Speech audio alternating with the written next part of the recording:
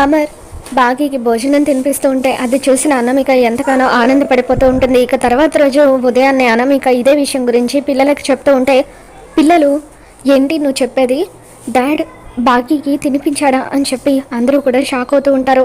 అమ్మకి తప్ప ఇప్పటి వరకు నాన్న అలా ఎవరికి తినిపించలేదు అని చెప్పి పిల్లలు అంటూ ఉంటారు. నేను చెప్పేది నిజం, నిజంగానే మీ అమ్మకు మీ నాన్న తినిపించారు అని చెప్పి అనామిక అంటూ ఉంటే హలో మిస్ అనామిక, తను మా అమ్మ కాదు అని చెప్పి అంజు అంటూ ఉంటుంది. ఇక దాంతో డాడీలో వచ్చిన మార్పుకి సంతోషించకుండా అలా మాట్లాడతావేంటంటూ అంటే నేను చెప్పేది నిజమే కదా, తను మన అమ్మ కాదు అని చెప్పి అంజు అంటూ ఉంటుంది. ఇక ఆ తర్వాత నేను ఇప్పుడే వెళ్ళి ఆ బాగీతో తేల్చుకుని వస్తాను అంటూ అంజు బయటకు వస్తుంది. ఇక అప్పుడే బాగీ అక్కడ ముగ్గు వేస్తూ ఉంటుంది.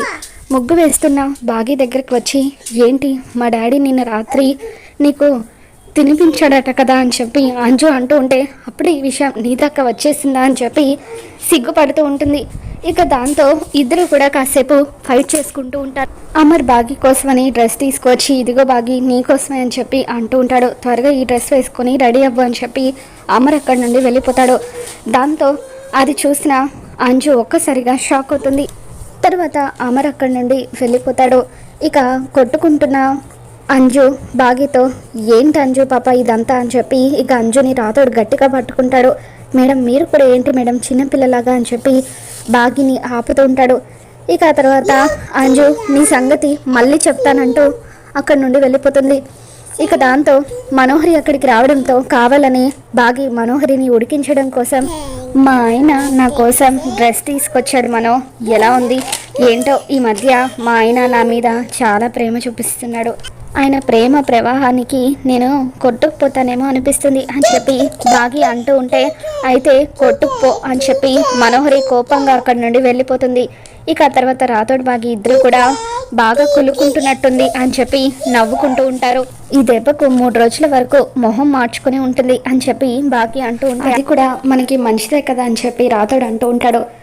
తర్వాత బాగి అమర్ తీసుకొచ్చిన డ్రెస్ వేసుకొని బయటకు వెళ్ళడం కోసం అని చెప్పి రెడీ అవుతూ ఉంటుంది. అమర్ ముందుగానే రెడీ అయ్యి కిందికి వచ్చి బాగి త్వరగా రా అని చెప్పి పిలుస్తూ ఉంటాడు. అంజు పిల్లల దగ్గరికి వచ్చి డాడీకి మనం సెకండ్ ప్రియారిటీ అయిపోతున్నాము, ఆ బాగి కోసం డ్రెస్ కూడా తీసుకొచ్చారు అని చెప్పి అంటూ ఉంటే నువ్వు చెప్పేది నిజమా అని చెప్పి పిల్లలు చాలా హ్యాపీగా ఫీల్ అవుతూ ఉంటారు.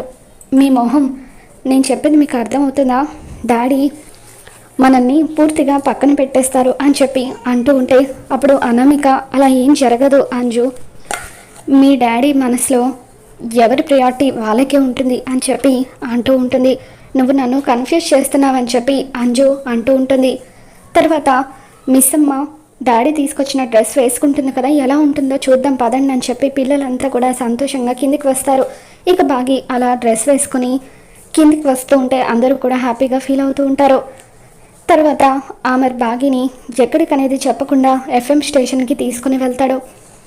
ఆ తర్వాత పిల్లలు తమ గదిలోకి వచ్చేస్తారు. అప్పుడు గుప్తా మాట్లాడే చిలుక రూపంలో అక్కడికి వచ్చి నేను అనామిక ఫ్రెండ్ని, అనామిక ఎక్కడుందని చెప్పి అంటూ ఉంటే అనామికతో నువ్వేం మాట్లాడాలని చెప్పి పిల్లలు అడుగుతూ ఉంటారు. తన ఫేవరెట్ ప్రోగ్రాం కాఫీ కబుర్లు మరి కాసేపట్లో మొదలవుతుంది, ఆ విషయం చెప్పడానికి వచ్చాను అని చిలుక అంటూ ఉంటే అనామిక ఆ గదిలో ఉందని పిల్లలు చెప్తారు. ఇక అనామిక దగ్గరికి చిలుక వచ్చి నీ ఫేవరెట్ ప్రోగ్రాం కాఫీ కబుర్లు కాసేపట్లో మొదలవుతుంది అని చెప్పి ఇక అలా చిలుక రూపంలో ఉన్న గుప్తా చెప్పడంతో అనామిక FM వింటూ ఉంటుంది.